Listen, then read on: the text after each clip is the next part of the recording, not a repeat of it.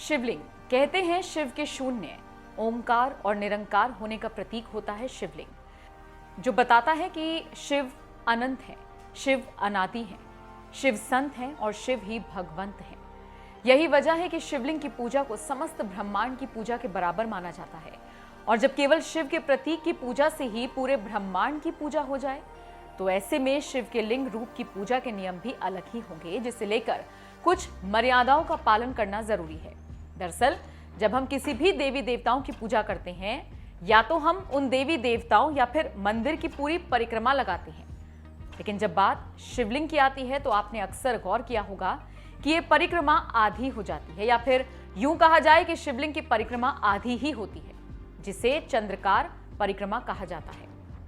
चंद्रकार परिक्रमा इसलिए भी क्योंकि शास्त्रों के अनुसार शिवलिंग से बहती जलाधिकारी को लांघने की मनाही होती है। लेकिन इसके पीछे का धार्मिक और वैज्ञानिक कारण दोनों क्या हैं, ये बता रहे हैं ज्योतिषाचार्य राकेश चतुर्वेदी जी, सिर्फ धर्म ज्ञान पर। नमस्कार, जय श्री राधे, हर हर महादेव। मैं श्रोरुद्र राकेश चतुर्वेदी आप सभी का स्वागत करता हूं। सादर अभिनंदन, सादर प्रणाम आप सभी दर्शकों को। धर्मज्ञान के इस दिव्य मंच पर आज मैं बात करने वाला हूं शिवलिंग पूजन की। मंदिर अगर आप जाते हैं तो आप सब के लिए यह जानना, यह वीडियो बहुत ज़रूरी हो जाता है। क्यों ज़रूरी होता है, यह आप सबको मैं आज बताने आया हूं।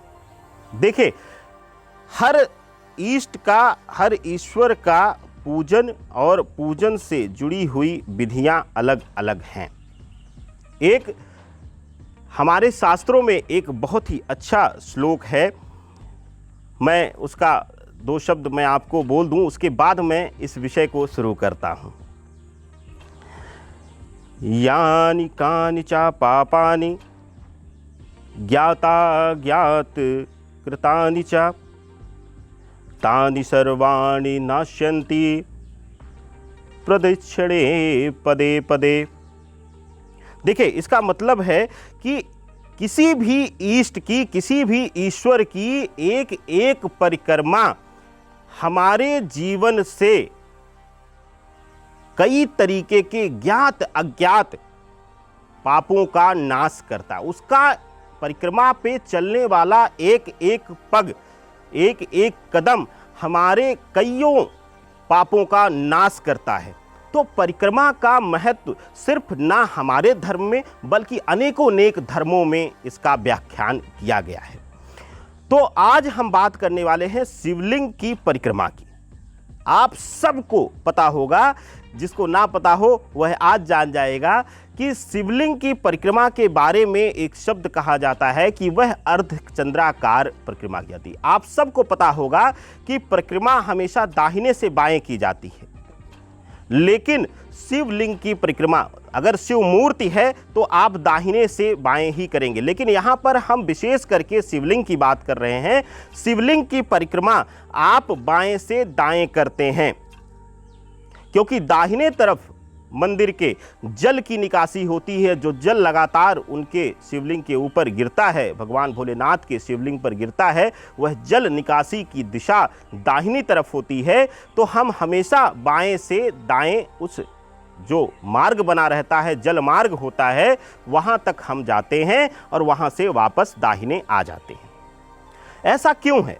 इसके दो पहलू हैं। पहला वैज्ञानिक पहलू। आइए हम बात करते हैं। ज्योतिषीय पहलू तो सभी कहते हैं, पहले हम बात कर लेते हैं वैज्ञानिक पहलू। आप सब जानते हैं कि पूरे विश्व में यह देखा गया है, यह नासा का रिजल्ट है कि भारत में जहां जहां ज्योतिर्लिंग हैं, जहां जहां शिवलिंग हैं, जहां जहां पर शिव के साक्षात शिवलिंग वहां पर मौजूद हैं, शिव अपने रूप में, वहां वहां हम देखते हैं रेडियो एक्टिव रेडिएशन जो है, परमाणु रेडिएशन वहां पे सबसे ज़्यादा होती है। यह ज्योतिष नहीं, विज्ञान प्रमाणित कर चुका है वर्तमान समय में। अब वहां पर जल क्यों गिरता है? जल हमेशा उस रेडिएशन को शांत करने के लिए, विनाश को शांत करने के लिए। देखिए, हम सब जानते हैं कि शिव का क्रोध, शिव का तांडव विनाश लीला रचता है। शिव के क्रोध को शांत करने के लिए हमेशा उन पर गंगा का प्रवाह दिया जाता है। माँ गंगा उनको शांत रखती हैं। सामान्य रूप से भी शिव अपनी जटाओं में गंगा को धारण करते हैं, ये हमारे शास्त्रों में विदित है। अब हम बात करते हैं इसका वैज्ञानिक पहलू। विज्ञान कहता है कि शिवलिंग में एक अलग तरीके का रेडिएशन है और एक अद्भुत पावर शिवलिंग में होती है। जो जल उस पर लगातार गिरता है उसमें वह रेडिएशन मिक्स होकर मिलकर वह उस मार्ग से बहता है। तो जब भी हम उसको लांघते हैं तो उसमें अनेक प्रकार की बीमारियां हमारे शरीर में घर कर जाती हैं। कई बार हमने देखा है, विज्ञान ने प्रमाणित किया है कि अगर कोई पुरुष वहां पर लांघ रहा है तो उसकी पुरुषार्थ में कमी आई है, शुक्राणुओं में कमी आया है, प्रजनन क्षमता में कमी आई है। तो इस तरीके का प्रभाव अगर विज्ञान देता है तो उसके पीछे कुछ रिसर्च है। लेकिन अब हम बात करते हैं हमारे पुराणों में विज्ञान से पहले क्या तर्क दिया गया था। हमारे विज्ञान में कहा गया है शिवलिंग पर जो जल गिरता है वह जल उनका अस्तित्व लेकर, उनके शरीर की शक्तियां लेकर, शिव की शक्तियां लेकर, शिवलिंग की शक्तियां लेकर जलधार में वह बहता है। उस मार्ग से, क्योंकि उसकी दिशा भी निर्धारित की गई है, उस मार्ग में वह बहता है। जब भी हम खुले उस मार्ग को लांघते हैं तो वह हमारे निचले अंगों के द्वारा हमारे शरीर में प्रवेश कर जाता है और सबसे पहले वह नपुंसकता लाता है। इसके साथ अनेक प्रकार के रक्त संबंधी रोग को वह जन्म देता है। यह हमारा शास्त्र पहले ही कह चुका है। और इसके बाद भी हम, क्योंकि थोड़ा सा हमारा स्वभाव हम सनातनियों का ऐसा है कि बिना डर के नहीं समझते, तो वहाँ पर कई रूप से धर्मों के द्वारा वहाँ बताया गया है कि आप संतान सुख से वंचित रह जाएंगे, आपको संतान सुख नहीं होगा, घर में कोई पीड़ित हो जाएगा, बीमारी से पीड़ित हो जाएगा। इस तरीके के भाव से भी समझाने का प्रयास पुराणों में किया गया है। अब किस तरीके से हम परिक्रमा पूर्ण कर सकते हैं? अगर उस शिव मंदिर के स्थापना में शिवलिंग से निकलने वाले जल मार्ग को कवर कर दिया जाए, नीचे से वह बहे या नीचे उसको स्थान कहीं दे दिया गया हो, तब हम उस मंदिर की पूर्ण परिक्रमा कर सकते हैं। लेकिन तब भी हम उल्टी ही करेंगे। तो आप सब के लिए आज यह बहुत महत्वपूर्ण जानकारी देना। अब यहां पर एक बात आती है कि शिव को दो रूपों में पूजा जाता है, शिवलिंग के और शिव मूर्ति के रूप में। शिव मूर्ति जब लगी हुई है तो उस पर जल का स्रोत नहीं लिखा जाता है, उस पर जल लगातार नहीं गिराया जाता, वह मूर्त रूप है।